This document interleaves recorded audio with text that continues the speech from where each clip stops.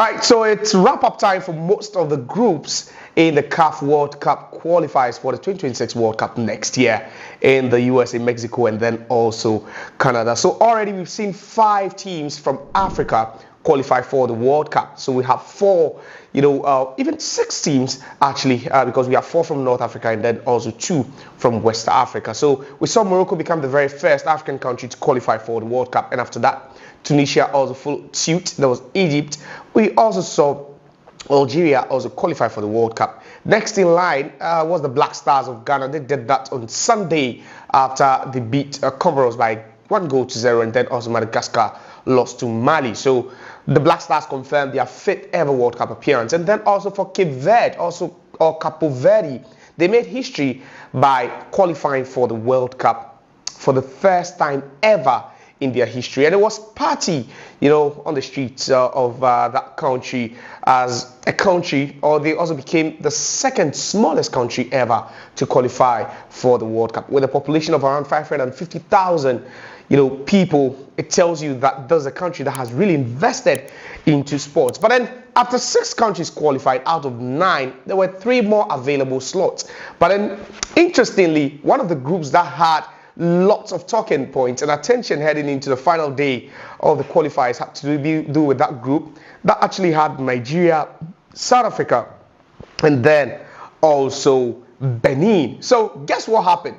South Africa were in pole position to qualify for the World Cup, but unfortunately, before match day 9 and 10, FIFA released a statement saying that they've docked South Africa 3 points for fielding an ineligible player in their game against Lesotho. So what happened was that South Africa were deducted 3 points, which meant that they entered match day 9, 2nd place in the group. Now, unfortunately for them, to add more salt to their wounds, they ended up drawing away against Zimbabwe, whilst Benin picked up an important win away from home. So heading to the final day, in that particular group, Benin needed to go to Nigeria in Uyo State to win. And for South Africa, they were playing Rwanda at home, and they also needed, to just count on themselves at least, just do themselves the biggest favor by winning, especially thrashing Rwanda in that game. And we all knew that Nigeria would always struggle, against Benin. And even chances of qualification for Nigeria was just at its barest minimum,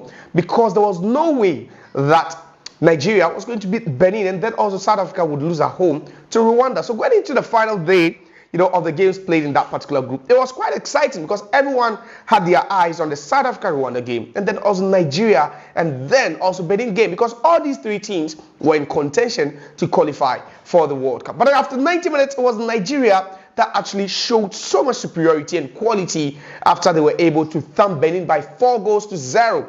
Victor Osimhen grabbed a hat-trick.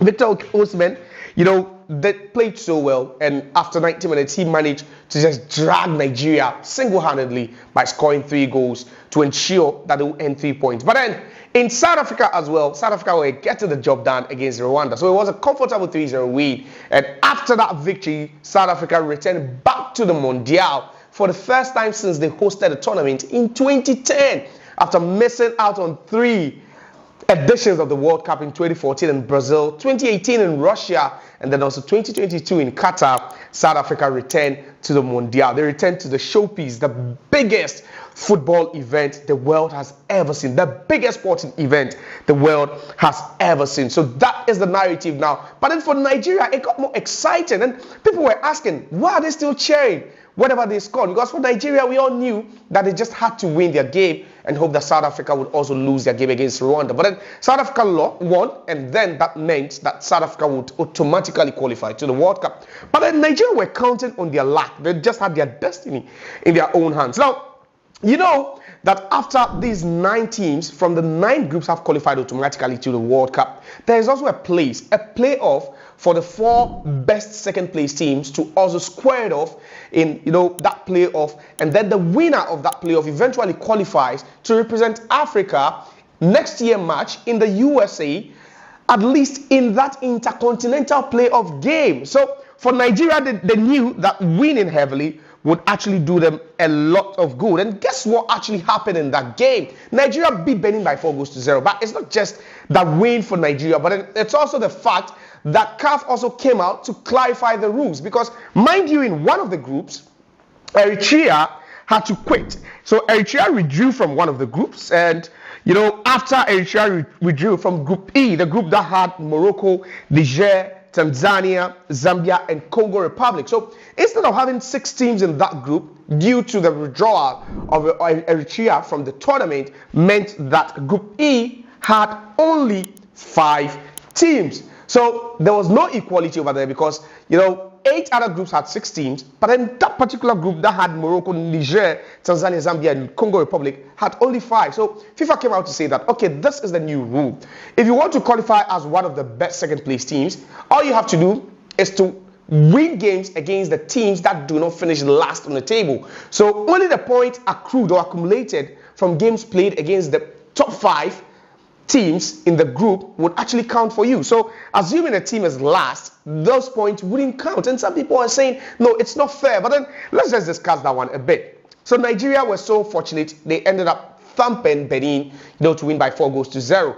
But then the new rule from CAF actually explains it, why Nigeria would actually qualify, even though they were able to amass 17 points over a team like Madagascar that ended the qualification series with 19 points.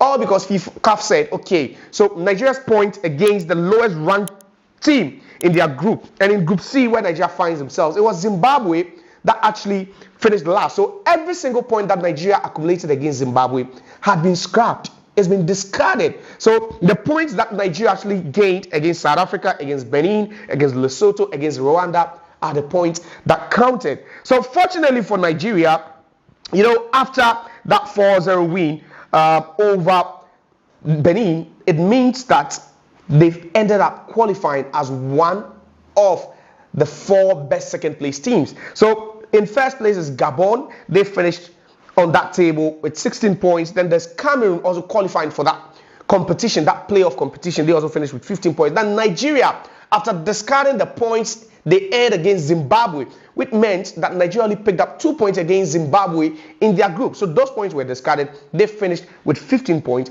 which means that Nigeria will be qualifying. Now, they wouldn't really have to wait for Congo because Congo are yet to kick the ball. They are yet to play. But even a win for Congo will push Congo to 16 points, which means that Burkina Faso will be out and Nigeria automatically through to the playoffs. But does that even guarantee that Nigeria would actually make it to the Intercontinental playoff? Like, come on. Oh, Nigeria, we know this. Like, see, we know. There's always been that eternal, long-standing rivalry, and it's been dubbed the Jollof rivalry. Now, Ghana made it to their 5th ever World Cup appearance, and yeah, kudos to the Black Stars of Ghana. But for Nigeria, we know it's definitely going to be a tall order for them because they are entering into this playoff with Gabon in there, there's Cameroon, and there's the possibility of for Nigeria to meet one of the most improved sides in African football, and that is DR Congo. So it tells you that it's not just going to be an easy task for them because even after clearing all these teams and qualifying to the Intercontinental playoff next year March, they still have the chance to play against 2 teams from the CONCACAF region,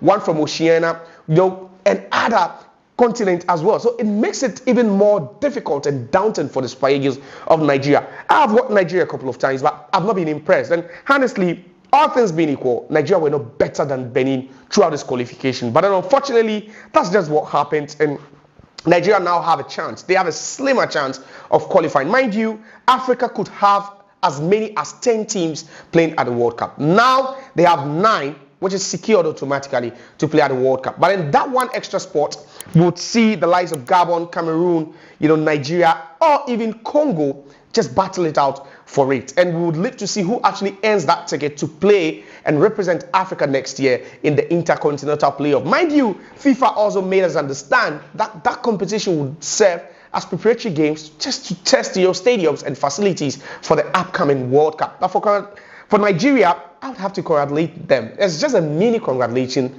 to Nigeria for what they've been able to do. Benin never put up a fight. Benin were scared. Benin never played, to that level we've seen them play in recent years. Like, it was just a no-no for Benin. Like, the kind of football they played throughout the 90 minutes was just shambolic. They were dull, they were lethargic. There was no energy, no sense of urgency from them. It was just poor from them. But then, let's hop around as well. Let's take a look at other results gathered from games being played. So, Yes, Algeria had already qualified from Group G, but then also they ensured that they will stamp the authority and also complete that group and the qualification process without losing a single game. So they came from behind. They left it late in that game, beating Uganda by 2-1. That was a good win for them. And then also Guinea and Botswana playing out a 2-2 draw in a very, very hot, keenly contested fixture.